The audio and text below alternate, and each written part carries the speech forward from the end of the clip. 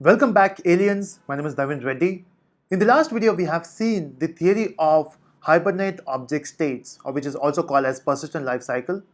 In this video, we'll try to implement that. Now, before going ahead, let me show you a class here, which is laptop. So basically, you're working with this laptop class, which is actually an entity which we are using here, and it has three properties. We have LID, brand, and price. And we already have a table with this name in the database. And again, that is done with the help of Hibernate itself. So if I open this MySQL, and if I say this is my database basically, which is alpha, and then in this we have this laptop. So if I select start from laptop, you can see we have all this brand and then price and LID. The last one is 112 Dell India and 0. Let's focus on 51. So let's say 50, after 50 we have 51 because there's a huge gap between 50 and 111. So what I will do is I will add a new object, which is I will get a new object which will have 51. Now let's go back to app and let's create the object of laptop. So I will say laptop L equal to new laptop, and this laptop will have certain values. I will say L dot set LID, which is let's say 51 as discussed, and then we'll say L dot set brand. I will say the brand name is Sony. I don't know if anyone buys Sony laptop nowadays, but then we have a brand Sony, and then let's set the price as maybe $700. So that's the cost you're ready to pay for Sony laptops. So we have all this data. Now what state it is? By default in Java, when you say you are creating an object, that's a new state. But the moment you assign the values, and if you take this into a Hibernate consideration, it is now in transient state. Now, why transient is because we got this object, but then this object is not getting stored in the database. So the moment I run this application, the data will be there in the application, and the moment I stop the application, so when I stop, I will lose this data. I will lose 51, I will lose Sony, I will lose 700. I will not be having this data. So in order to have this data somewhere, I have to persist it, or you can say I have to save it. And that's where we say so that object goes into persistent state. So I will say session dot save, and if I pass the object L, now this goes into persistent state. Yeah, so this goes into persistent state, and this data will be stored inside database, but only when you say commit, otherwise it will not getting stored.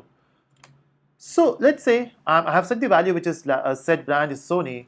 But after saving it, if I change the value, if I say, hey, I want to change the price, not the brand. I want to change the price from $700 to $650. I want to just give some discount, and then I want to reduce the value. So I will make it $650.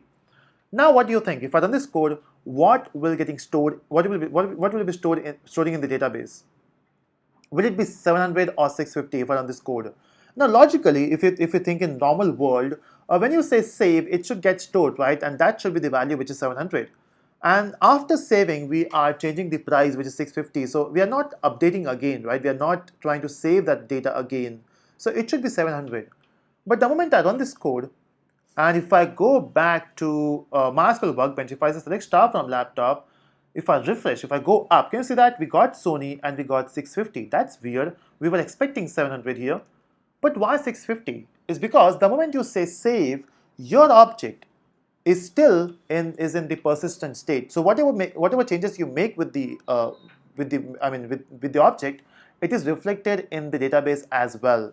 And if you look at the console here, initially it is saying that you are storing the data, so insert query.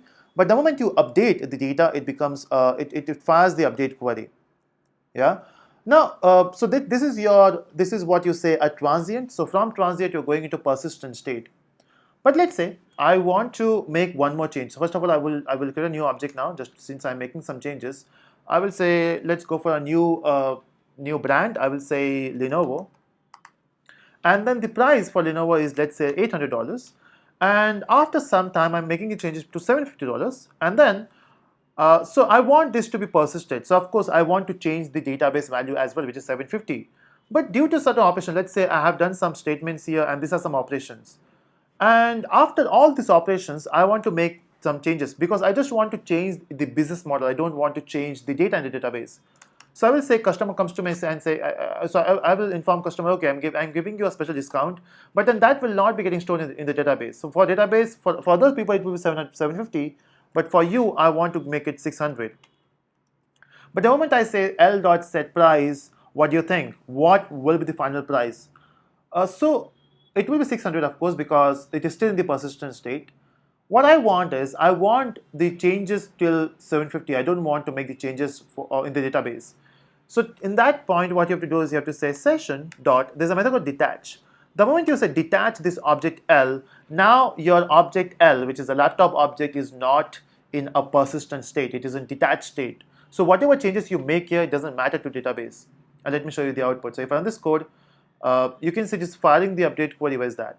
It's not showing the, it's not firing the update query. That's weird. What's wrong? Okay, let me just go back there and let's see what happens.